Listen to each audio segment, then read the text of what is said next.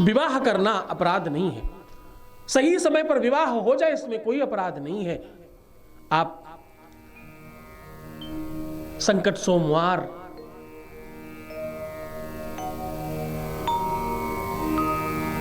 धर्म सोमवार, 16 सोमवार इत्यादि के व्रत करते हो।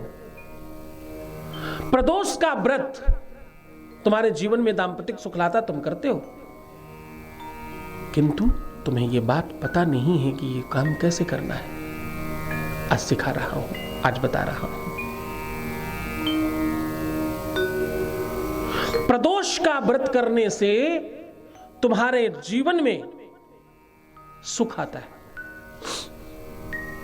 प्रदोष का व्रत करने से तुम्हारे पति पत्नी के संबंध मधुर हो जाते हैं। प्रदोष का व्रत करने से तुम्हारे पति पत्नी के ही नहीं, तुम्हारे परिवार में, तुम्हारे कुटुंब में सुख बढ़ने लगता है। ध्यान समझना,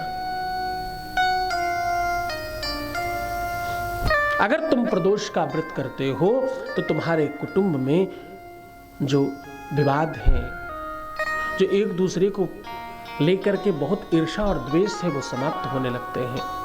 एक स्त्री जब पुरुष के साथ मिलकर प्रदोष का व्रत करती है, या स्त्री अकेले या पुरुष अकेले ये व्रत का करता है, पति, पुत्र और पत्नी, ये 3 रिश्तों के प्रति ये व्रत सबसे ज्यादा प्रभाव डालता है, सबसे ज्यादा सुख देता है।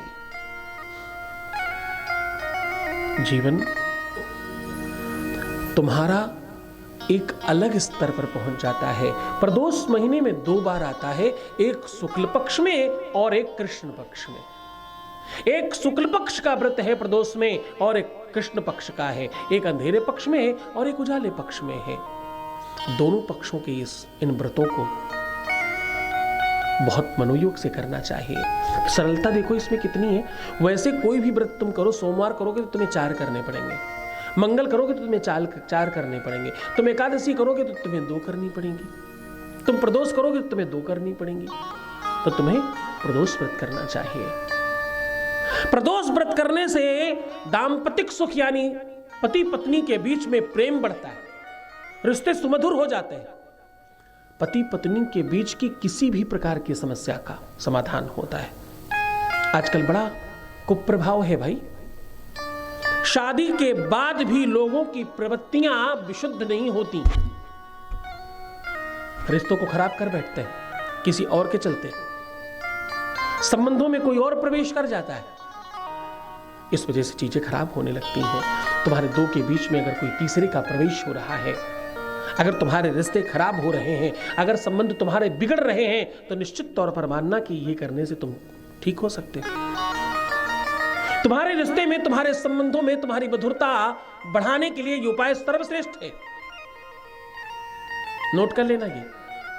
तुम्हारे रिश्ते को ठीक करना हो, तुम्हारे प्यार को बढ़ाना हो, तुम्हारे पति पत्नी में रिश्ते अच्छे करने हो, तुम्हारे संबंधों को खूब मधुर बनाना हो, तुम्हारे बीच में कोई आ गया हो, तुम्हारे रिश्ते तुम्हारे परिवार की वजह से, कुटुंब की वजह से या किसी अपने की वजह से खराब हो रहे हो, कारण कोई भी हो, सॉल्यूशन ये एक है।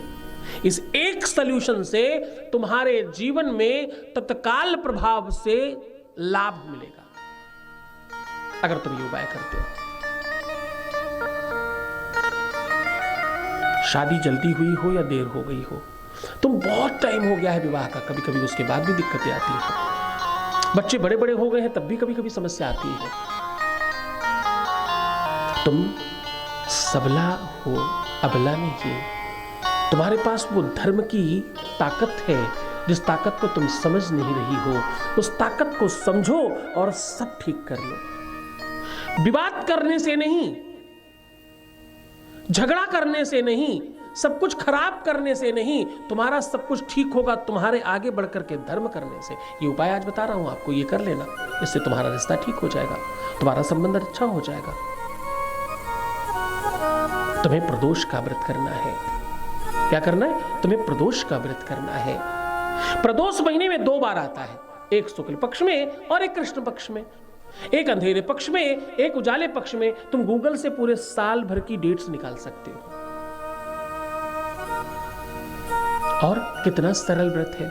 एक तो महीने में सिर्फ 2 बार आता है 4 के बजाय, और दूसरा एक टाइम खाना खा लेते हैं शाम को। इसमें सुबह बाबा शिव की पूजा करो खूब अच्छे से, और शाम को पूजा करके खाना खा लो।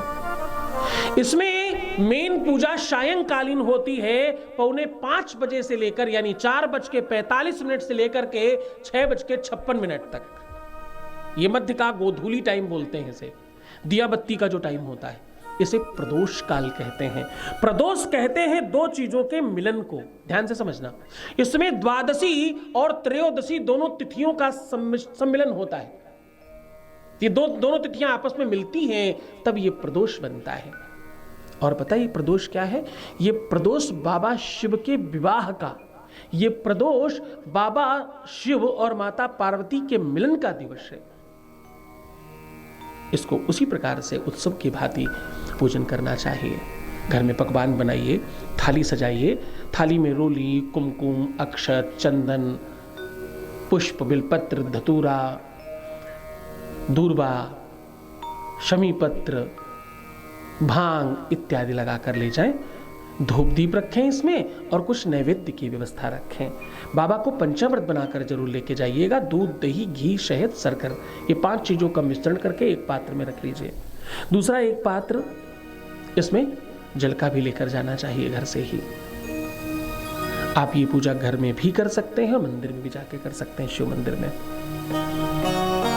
जो भी सामग्री आप घर से ले जा रहे हैं, इस सामग्री को ढक कर ले जाइएगा। ऊपर से कोई बढ़िया सुंदर सा कपड़ा डालकर लेकर के जाइएगा। खुली सामग्री लेकर जाने से उशिष्ट हो जाती, यानी अशुद्ध हो जाती है, उसे बाबा स्वीकार नहीं करते। सुबह सामान्य पूजन कर सकते हैं, शाम को पूरे विधि विधान के साथ पूजन करना चाहिए। बढ़िया दीपक आप मिट्टी के बर्तन में बना सकते हैं, या आटे का दीपक बना के भी 5 ले जा सकते हैं। जाइए, सबसे पहले बाबा को प्रणाम कीजिए, और बाबा को प्रणाम करके पंचामृत से स्नान कराइए। पंचामृत से स्नान कराने के बाद जल डाल दीजिए, और फिर चंदन, रोली, चावल इत्यादि जो भी आपके पास टीका चंदन है वो सब लगा दीजिए। थोड़ा सा सिंदूर नीचे अर्घे में जरूर लगाइएगा।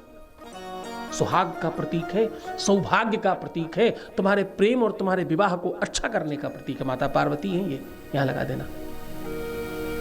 अब आप पुष्प, बिलपत्र, धतूरा, मंदार, शमीपत्र, दूर्वा इत्यादि जो है वो सब चढ़ा दीजिए बाबा को। ध्यान रखें, आपको बाबा के शिवलिंग पर स्पर्श कर करके अर्घे के चारों तरफ रखना है ये सब सामग्री। फिर धूप बत्ती दिखाइए और आरती करिए बाबा की। आरती करने के पश्चात अपने दोनों हाथों को धुल लीजिए और बाबा के सामने भोग लगाइए। भोग तुम घर से बना के ले गए हो तो भी, भोग तुमने कहीं से खरीदा हुआ है तो भी, ध्यान रहे थोड़ा शुद्ध होना चाहिए। शैव्य है बाबा, पूरी शुद्धता के साथ भोग लगाइए और फिर से एक बार जल डाल दीजिए। अंत में हाथ में पुष्प लेकर बाबा से प्रार्थना करना। अपने शादीशुदा जीवन के लिए, वैवाहिक जीवन के लिए, अपने प्रेम के लिए, अपने जीवन में खुशियां लाने के लिए बाबा से प्रार्थना करना। अपने पति, अपने बच्चे, अपनी पत्नी, अपने परिवार की रक्षा, सुरक्षा और उनकी व्यवस्था, उनको अच्छा करने की प्रार्थना करना। बाबा से प्रार्थना कर प्रणाम कर वापस आइएगा। बस ध्यान रहे कि जो जल तुम लेकर गए हो उसमें थोड़ा सा जल बचा कर लेकर आना है। जब वहां से निकलने लगना तो थोड़ा दहलीज पर डाल देना। थोड़ा जो तुम्हारा जल बचेगा उसे आकर के अपने पूरे घर में छिड़क देना, और आखिरी बूंद अपने स्वयं हाथ में डालकर पान कर लेना। उसके बाद भोजन कर लेना। इसमें एक टाइम शाम को भोजन किया जा सकता है। दिन भर तुम फल फ्रूट इत्यादि ले सकते हो अगर तुम्हें असुविधा लग रही है। जूस, दूध, बहुत सारी चीजें खाई जाती हैं। नमक नहीं खाना, इसमें ऐसा कुछ नहीं है, कोई निषेध नहीं है। तुम सेंधा नमक खा सकते हो। पूरे मन से, पूरी श्रद्धा, पूरे विश्वास के साथ करें। प्रदोष शिव कथा जो है उसे आप पाठ करें। हर दिन के हिसाब से अलग कथा है उसमें। अगर सोमवार को ये प्रदोष पड़ रहा है तो सोम प्रदोष की कथा सुने, शनिवार को पड़ रहा है तो शनि प्रदोष की कथा सुने। हर दिन के लिए अलग अलग कथा कही गई है, उसी हिसाब से उसको पढ़ें और बाबा का मनन करें। उसमें विधि विधान का भी पूरा उच्चारण किया गया है।